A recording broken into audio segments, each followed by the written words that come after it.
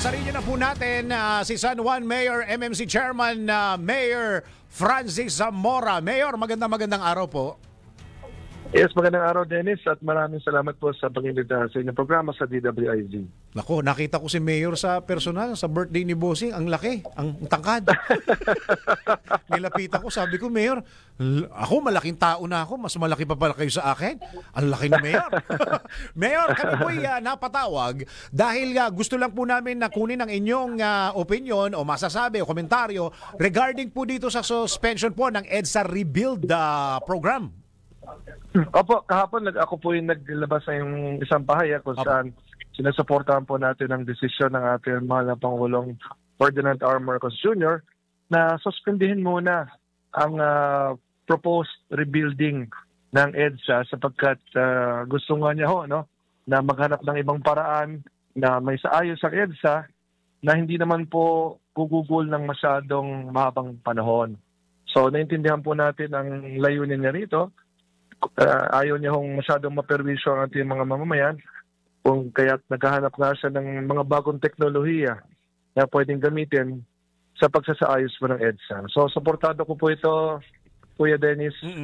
At ito nga po, naghihintay po tayo ng mga posibleng mga teknolohiya na magagamit para magawa to sa mas maiksing panahon. Mayor, paano ho ba nangyari ito? Nung nag-usap po ba kayo kasama ang MMDA, kasama yung mga mayor, o pinresent nyo na lang po sa mga mayor galing sa MMDA, o kasama talaga sa usapin?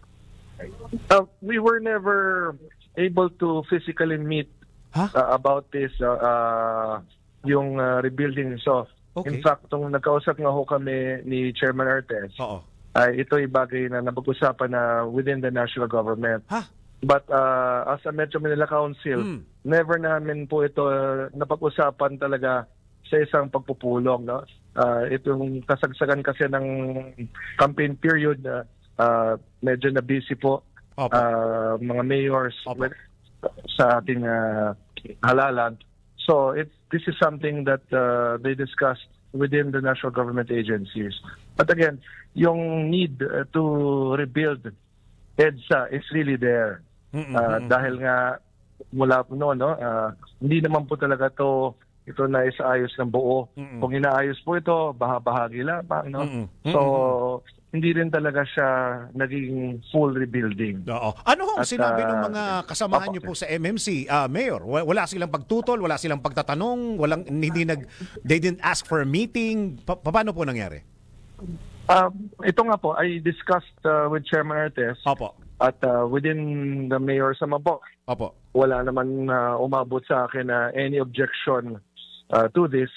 We were just planning how to properly implement it. At ito nga yung statement po ni Pangulong Marcos kung saan sabi nga niya, suspend muna at maghanap ng ibang paraan na hindi nga ganong katagal. Of course, welcome po ito sa amin dahil kahit sinong mayor naman po ay talagang gugustuhin na magawa po ito sa mas maiksing panahon. Pero as pinaka-head po ng ama ng San Juan, may pag-aaral din po ba kayo na i-consider nyo po ba na pag-usapan nyo po sa syudad na kung ano po yung magiging epekto sa inyo nitong EDSA Rebuild, Mayor? Dito kasi sa San Juan, ang bahagi po ng EDSA ay maiksi lamang. Ito pong from Annapolis to Connecticut along the Green Hills area. So, if you will consider yung portion ng EDSA, maiksi lang po dito sa aming lungsod. As compared to, for instance, Quezon City, yung boundary namin dito sa may Camp Crame area, all the way towards going to Caloocan, yan, talagang bahagi ng EDSA po nila yan, so mahaba-haba. So, dito po sa San Juan, ready naman ho tayo kung sakaling magkakaroon ng rebuilding. We have alternate routes. Marami tayong mga mabuhay lanes sa tinatawag. At binuksan na rin po natin yung connector road ng Green Hills to West Crame kung saan nababypass na po yung malaking ikot ng mga sasakyan at nakakatuloy na dito po towards Green Hills. So, we will be ready if and when magsimula na nga po itong rebuilding ng EDSA. Kumbaga, ang nangyari, Mayor, binigay na lang ho sa inyo na magre-rebuild ang EDSA, kayo na lang ho nag-adjust, parang ganun. Well, we were given the information na magkakaroon nga ho ng rebuilding. Opo. At yesterday nga ho, nag-announce nga po si Pangulong Marcos na suspended po muna ito. Yun, okay.